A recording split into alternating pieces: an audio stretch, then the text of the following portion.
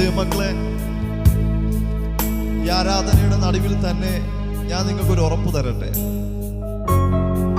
നമ്മൾ വിശ്വസിക്കുന്നത് പോലെയല്ല ഈ ലോകത്തിലുള്ള ആൾക്കാർ. നമ്മൾ വിചാരിക്കുന്നത് പോലെയല്ല.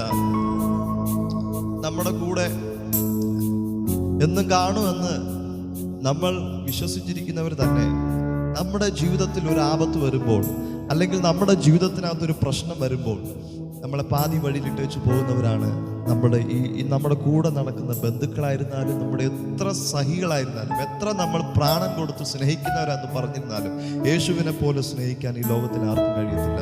Hallelujah, hallelujah, hallelujah. ഇന്ന് ഞാൻ നിങ്ങളോട് ഉറപ്പ് തരട്ടെ, നിങ്ങൾ വിശ്വസിക്കുക.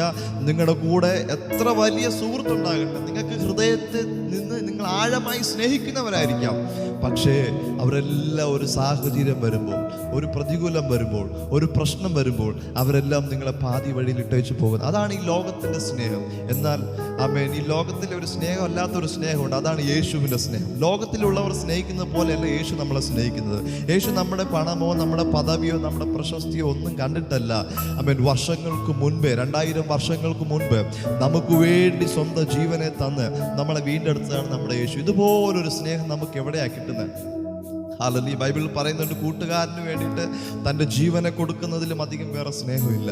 ഇന്ന് ആരെങ്കിലും അതിലും കൊടുക്കുന്നുണ്ടോ? ഇല്ല. അത് നമ്മുടെ യേശുവിന് മാത്രമേ കൊടുക്കാൻ കഴിയത്തുള്ളൂ. അത് പാടാം നമുക്ക്.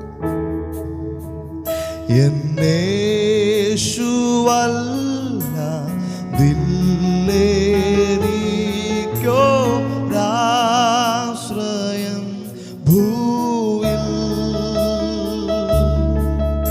എന്നേശുവല്ലാതില്ലേനിക്കൊരാശ്രയം ഭൂവിൽ.